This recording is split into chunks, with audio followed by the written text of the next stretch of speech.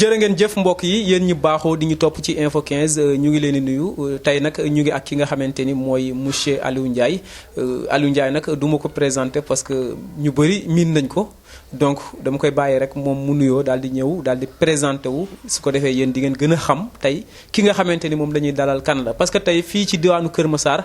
bëri na ñoo xamante ni ay kàngam lañ bëri na ay boroomi xam-xam bëri na ñoo xamante ni ñi ngi ci ay domaines yu bëree bëri yu uute nekk fii ba pare di ko doxal monsieur Ndiaye ñu ngi leen nuyu ñu bàyyi la nga nuyoo ak ñi topp ci info 15. ok merci monsieur Ndoye ñu ngi gërëm équipe bu info 15 ci opportunité bi nga leen xam ni jox nga ñu ko pour ñu mën a waxtaan ak aussi askan wi pour mën a aussi ñu partager sur des préoccupations de l'heure ñëpp xam nañ ni actuellement Kër Massar a le vent en poupe à cause de la départementalisation de Kër Massar mais ci njëlbeen bi dama bëggoon def tuuti rek suma présentation te yaakaar naa ni sax def naa ko sur plusieurs mais peut-être baamtuwaat ko rek la répétition est toujours pédagogique man Aliou Ndiaye expert en développement international de profession là consultant professeur en management de projet et aussi professeur à l'université Cheikh Anta Diop en création et gestion des entreprises nekk aussi ci ministère bu emploi de la formation professionnelle de l'apprentissage et de l'insertion en même temps aussi nekk conseiller municipal au niveau de la commune de Kër Massar voilà grosso modo la présentation. voilà monsieur Ndiaye ginnaaw bi nga nuyoowee ba noppi bëggoon nañu xam tey jamono ji boo xoolee à Kër Massar ñu ngi jëm ci li nga xamante ni mooy mbirum départementalisation ñu fës ko yéene xaaj tagg ko ay pàcc yow ban gis-gis nga am ci lu ni mel décision bi nga xam ne njiitu réew mi jël na ko. comme ni ma ko waxee ci njëlbeen bi nee naa découpage bi dañ ko yàgg xeex jooytu ko fu ne bon bu ñu ñëwee le président de la République xool effectivement enjeu bi nga xam ni Kër Massar léegi bon am na ko xool dayoo bi nga xam ni léegi Kër Massar am na ko ñun ñu doon ci xeex ba tey mu diggoon ñu ne à la veille des élections locales dina mën a def affaire moo tax su ma déggee ñu naan non waruñu laal kii bi parce que ay préoccupation politicienne la man dama naan non lii président diggoon nañu ko bu yàgg mais dafa ni bu ko defoon nii yéen ñëpp da ngeen di pet seen mandat ñu mettre leen en délégation spéciale donc dañuy bàyyi ba seen mandat jeex ñu door ko def te loolu ci loolu moom la def. donc mais jamono ji mandat yi jeex na mais dañ ko prolongé. waaw mandat yi jeex na dañ ko prolongé donc ci instant bii la ko mën a def te projet bi man dama ni c'est un projet salutaire pour Kër Massar président bu jëlee tur bi tuddee ko Kër Massar chef-lieu de commune bu tuddee ko aussi Kër Massar dellool na njukkal askanu Kër Massar parce que ñun ci loolu lañ ko doon xaaree parce que màgg jéggu na dayoo ba nga xam ni fi mu ne nii ñun commune département la ñu woon parce que gis nañ ni ñun dañoo nekk département avant l'heure parce que bu ñu xoolee sur le plan de l'éducation gis nañ ni am nañ fi benn IEF boo xam ni dafay couvrir l'ensemble de la zone de Kër Massar Malika Yeumbeul donc boo xoolee loolu rek nga xam ni sur le plan de l'éducation aussi amoon na sax département ñu gis ni encore au niveau de l'administration aussi ñun dañu bokkoon ci arrondissement des Niayes bi nga xam ni dafa composé woon Yeumbeul Nord Yeumbeul Sud Malika ak Kër Massar ñu gis ne aussi sur le plan de la santé sunu centre de santé bi dafay couvrir la zone de Malika la zone de Kër Massar la zone de Yeumbeul Nord Yeumbeul Sud donc on a une commune département. donc mais bu ñu basé woo ci ñenn ñi li ñuy wax mooy que ni Kër Massar fii nii tey boo waxee département yu bëri dañ koy soxla comme ay infrastructure war nañu am ay sapeur yeneen ak yeneen ak yeneen. mais Kër Massar fii est-ce que amati na espace boo xamante ni mën na dékku yu ni mel. waaw Kër Massar am na ay espace parce que man ci fii ma nekk nii zone de recasement fii boo gisee waa commune Malika di xeex pour ñu gën a yokk seen espace territorial loolu bokk na ci parce que zone de recasement bi am na ay infrastructures yu fi nekk yoo xam ni macha allah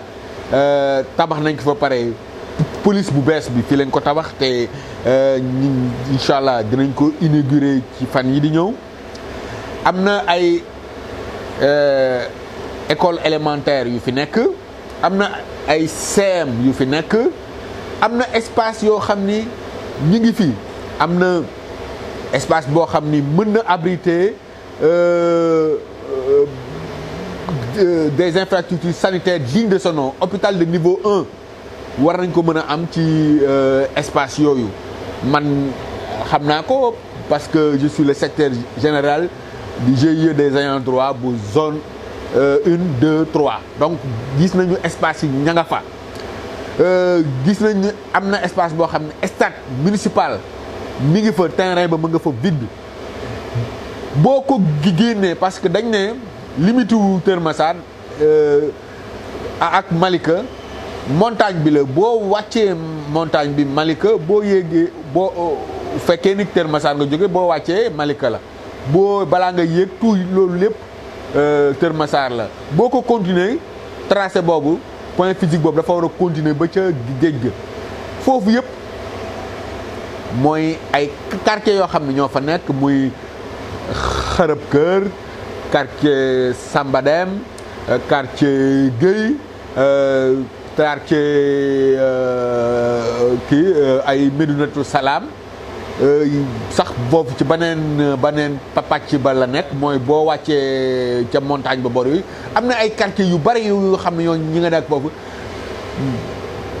Malika mi ngi réclamer son appartenance alors que ci Kër Massar la bokk donc foofu yëpp dama lay bëgg wax ni espace yaa ngi foofu espace yaa ngi foofu te Médina Gana Sarr par exemple fi ñu def ENO bi ci Kër Massar la bokk foofu am nañ fa bon ay partenaires saoudiens aussi ña nga fay def ay infrastructures de dernier cri am donc foofu am na réserve foncière assiette foncière boo xam ni lépp lu ñu bëgg comme structure d'appui ay caserne sapeur pompier mën na fa nekk mën nañ fa aussi def même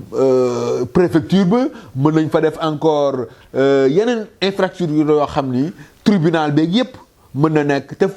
réserve foncière bi ma lay wax ni ci zone de recasement même église ma nga foofu donc ça veut dire que bon la réserve foncière ma nga fa mais moo tax nag ñuy xeex pour ñu bañ a utiliser cette réserve foncière parce que xam nga actuellement nii c'est la boulimie foncière donc ñu ngi wax ne réserve yooyu ñu bañ ko laal pour ñu gën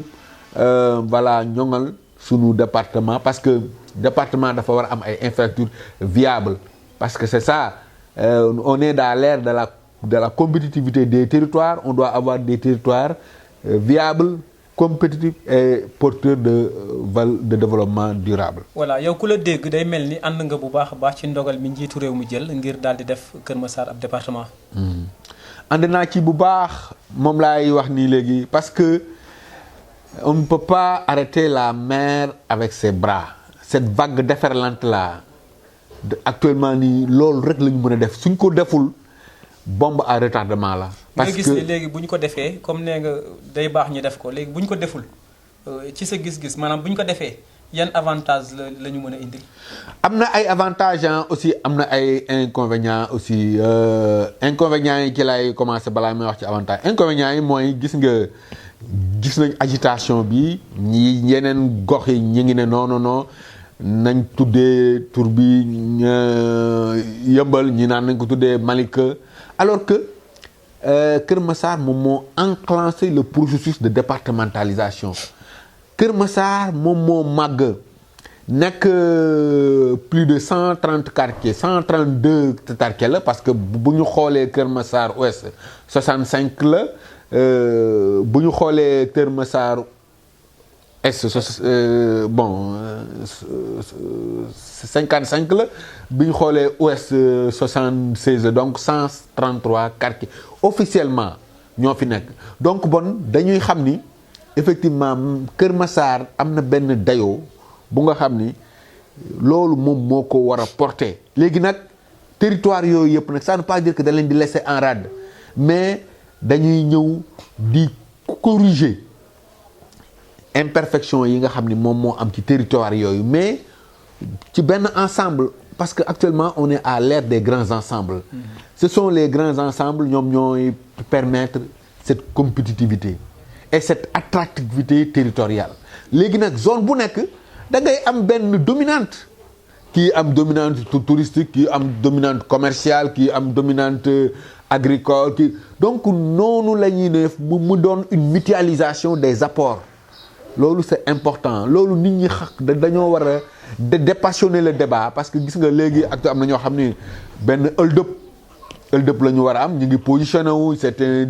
dirigeants ñëw na ñoo fi war a jiite donc te da ngay gis ni ñoom ñëpp. voilà loolu sax dinañ si ñëw léegi. mais laa tey loolu. dégg nañu ki nga xamante ni mooy l'honorable député maire bu Kër Massar Moustapha Mbengue ak ñi muy àndal ñiy wax ni tey bu ñu defee Kër Massar département ginnaaw yàlla moom moo tax ndax moom moo dem assemblée njiitu réew mi ñëw fi mu wax ak moom yow bokk nga gis-gis ak ñiy wax lu ni mel. waaw man loolu je suis témoin oculaire de ça man Moussa l'honorable député maire man xam nga man sama politique du politique bu nga xam ni damay ŋàññi nit man ruus naa loolu jàmbal sama éducation sax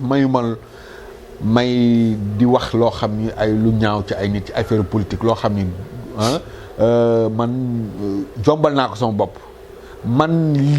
su may def benn diagnostic sans complaisance laay def de la situation de Kër Massar naam ñu ngi ko ci jaajëfal l'honorable député maire porté na la revendication lors de la pose de la première pierre du CM de Kër Massar village dem na assemblée en tant que député de Kër Massar def le plaidoyer mais am na ci ambition on ne peut pas tuer les ambitions dans le moom am na ambition ne yaakaar na ni c'est la personne légitime kooku nañ ko nungul kenn ku nekk aussi nañ la nungul ni yow aussi am nga sa ambition pour ñëw jiite c'est normal taneen aussi ku ñëw bëgg a positionné wu parce que dañu nekk ci processus de rebelotage kenn ku nekk bu fekkee ni yow askanu Kër Massar rek ak intérêt askan wi moo la mais sa dëggal sa dënd. voilà gis nañu loolu léegi ñu gis jamono ji ku ci mel ni ñoom Assome Diatta donte ni waxu ko mu leer mais mu ngi teg ay jéego ngir nekk ji maire ba ñeneen ak ñeneen mu mel ni tey dañu ni Kër Massar dañ koy xaaj def ko département rek ñu bëri jóg ku ci ne rek pare ni moom dafa nekk candidat day nekk ji candidat ñu bëri déjà yëgagum nañ leen ñu annoncé gum ni dañuy nekk candidat ci sa gis-gis yow yan critère la ki nga xamante ni moo war a jiite ji war a yore ndax ku jóg rek war nga war a mën a yor sa xaalis rek ñëw daal di nekk maire ngir jiite nit ñi. voilà man foofu dama ci yee tuuti askan wi di leen wax naan te xam naa ni sax askan wi sax kenn waratu leen teg dof ay nit ñu xarañ ñoo fi nekk waaw te nit ñu yeewu ñoo fi nekk te man politiciens yi xam nga man damay yaakaar ni ñoom.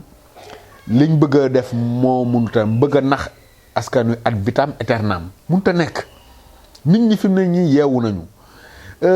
politique nekkatul ay naxaate politique du lenn lu dul ngay dem di saafara jafe-jafe askan wi fexe ba askan wi yokk ba yëg ko nit ñi nga leen di jàngal napp moo gën nga leen di may jën man nee naa di dem ci wër nit ñi di leen jox ay saaku ceeb ki ay di leen jox ay 5000 di leen jox ay t-shirt loolu dañ ko weesu loolu nekkatul politique ça c'est de l'escroquerie politique man li ma gëm mooy ci sama xam-xam laay waxee parce que je suis un technicien du développement expert en développement man li ma xam ni man daf accompagner naa ko monsieur le maire moom de fu mu nekk dina ko wax parce que dina xam ne man mi jàppale naa ko ci sama commission bi nga xam ni moom lañ ma joxoon commission coopération internationale et des projets de développement sama correspondance yi ma ko envoyé ak plan d'action yëpp mi ngi ak man dama amoon benn vision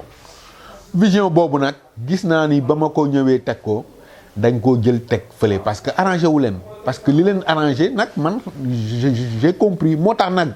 bi ma toogee man juróomi at ma gis ni man ñii actes yi ñuy posé man bokkul ak man sama gis-gis moo tax ma ni man Aliou Ndiaye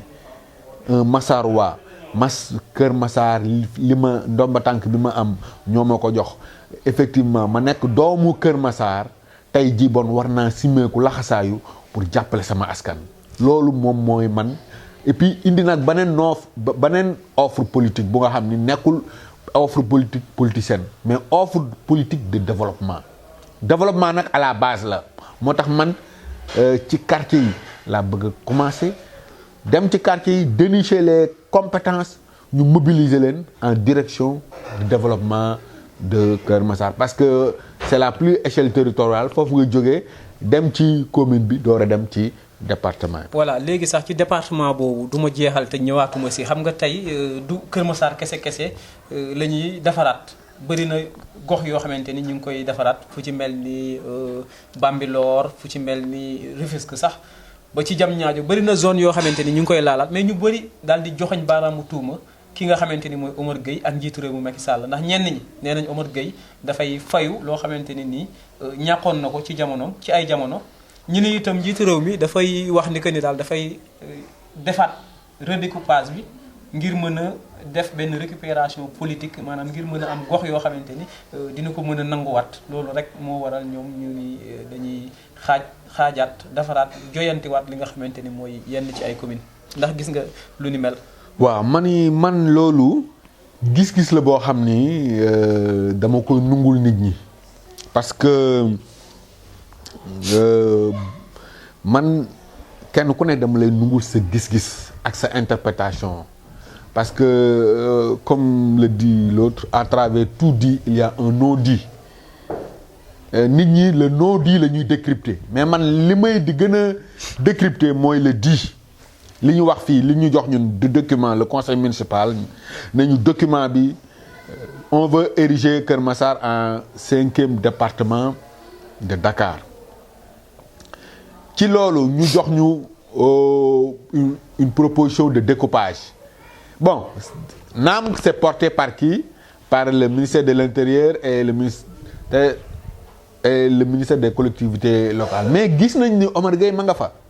donc nit ñi forcément dinañu am benn interprétation c'est normal ah interprétation mënut a ñàkk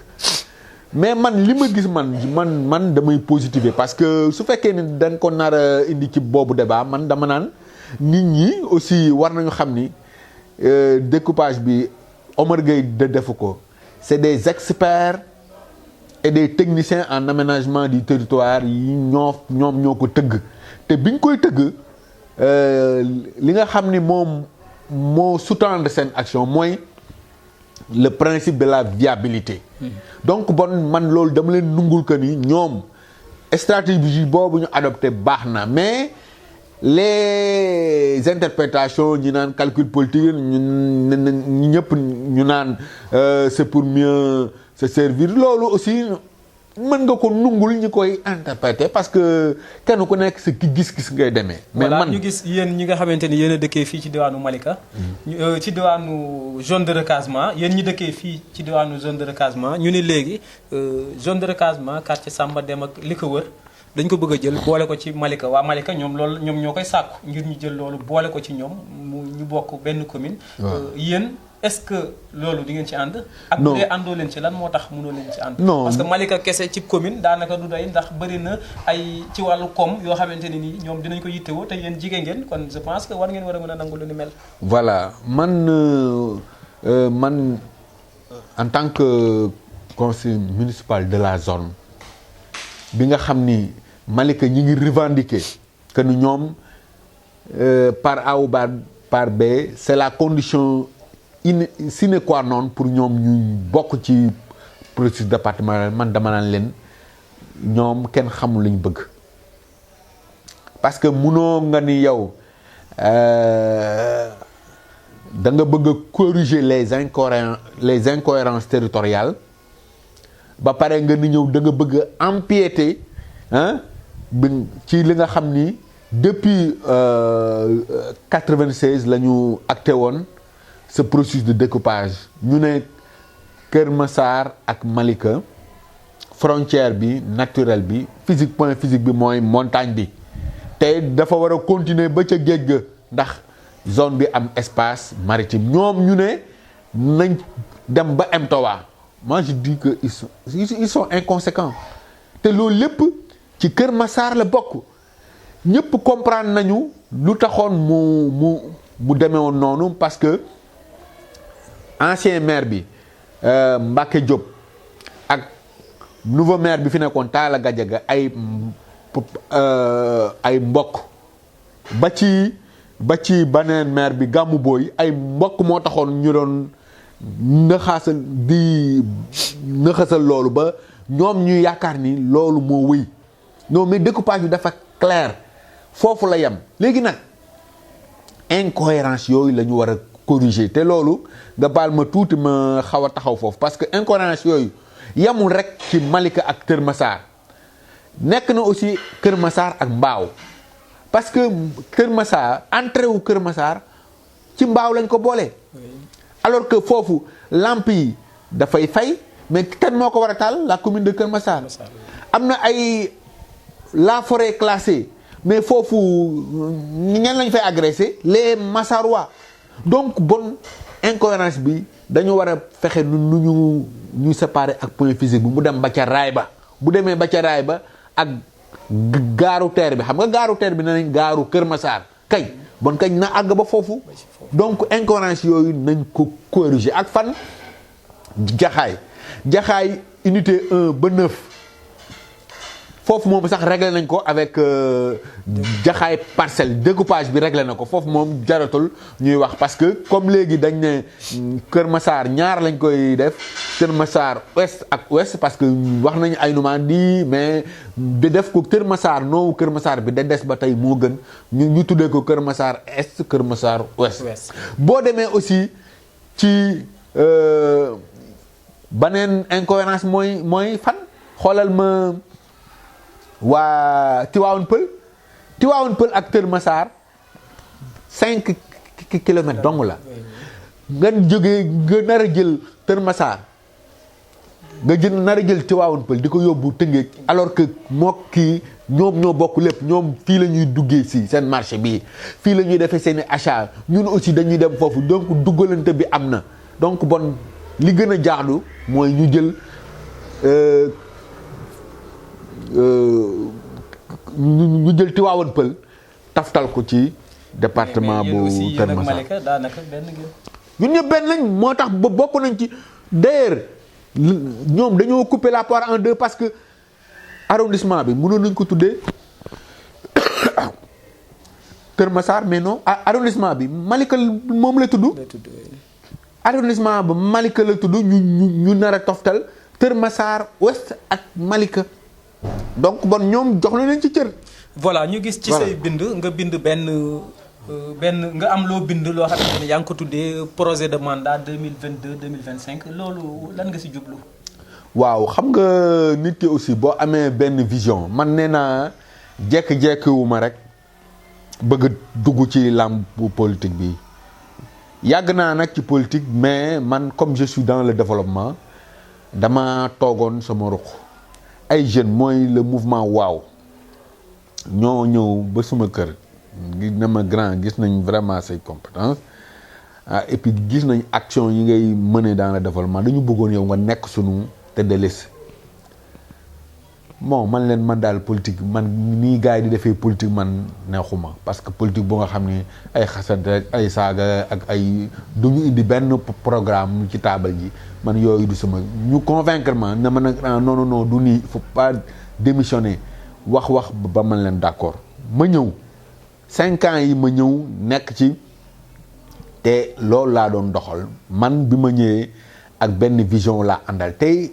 gis ngeen le conseil municipal de Keur Massar ça regorge de compétences ñëpp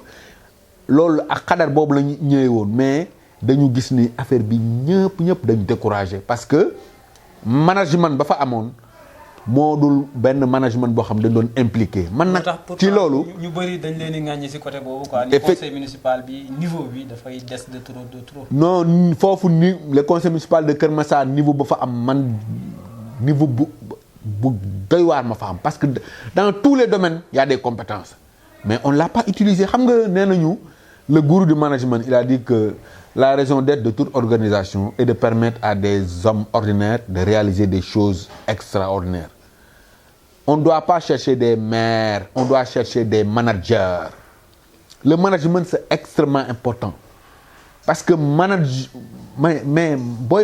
manager, da nga war a tirer effectivement sur les ressources des autres. Nga koy capitaliser pour mën a yow véritablement dérouler say actions. Et on dit que le plus souvent, le manager, c'est celui qui s'est bien entouré.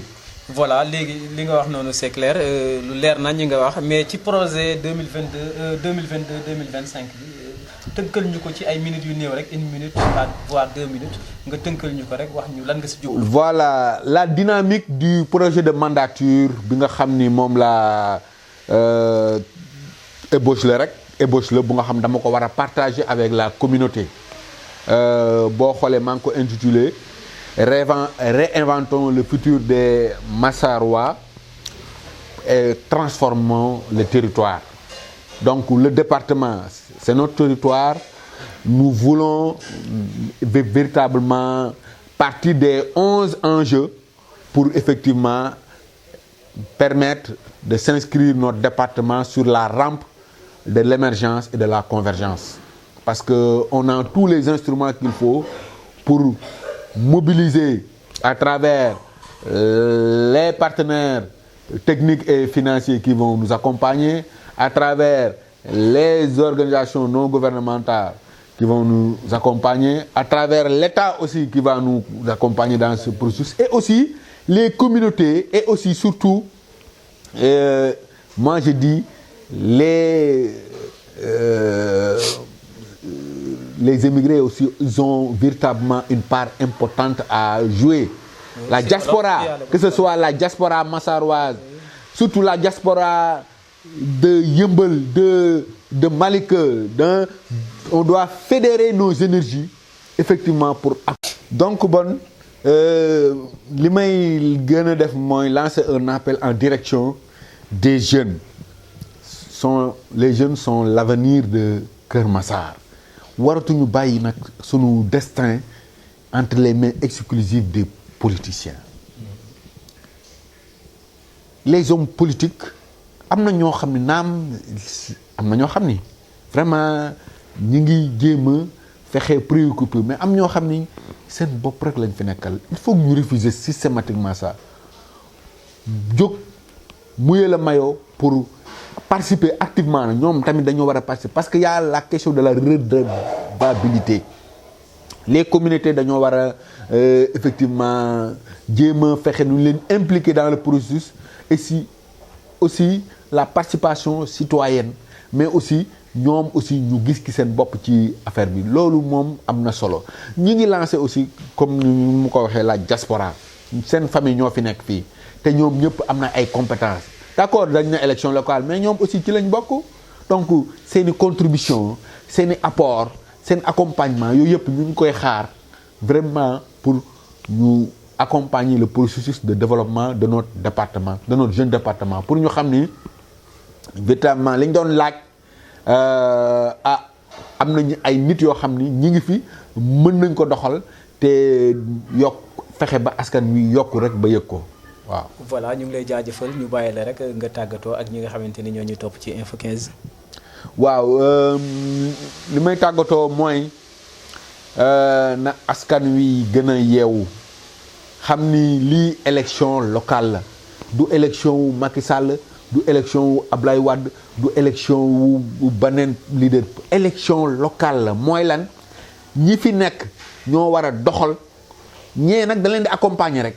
mais bu fekkee nag dañoo bëgg a jël affaire bi bëgg ko def affaire politicienne yaakaar naa ni dañuy delloowaat bu ba ca mboy boy gi rek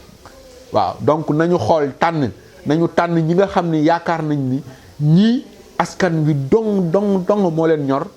askan wi moo leen tere noonu ñoo xam ne ay baay faalu askan wi pour li fi amoon mu dañ fi ñu xam ni askan wi moo ñu ñor dañ ko war a liggéeyal dañoo ko war a tarbiwu pour véritablement mu mën a yokk ba yëg ko bon maa ngi gërëm aussi Info 15 ci déplacement bi ngeen def. voilà ñu ngi lay jaajëfal bu baax a baax mbokk yi nga xamante ni yéen a baaxoo di ñu topp ci Info 15 comme ni ñu leen ko waxee rek ñu ngi doon dalal tey ki nga xamante ni mooy monsieur Aliou Ndiaye nekk ki nga xamante ni conseil la ci fi nga xamante ni mooy mairie bu Kër Massar nekk itam professeur nekk itam ki nga xamante ni mi ngi liggéeyee fi nga xamante ni mooy ci ministère de l'emploi du ñu def lu dul di leen jox dig daje beneen yoon ak beneen invité merci et à très bientôt. ok merci beaucoup. léegi man maa ngi doon def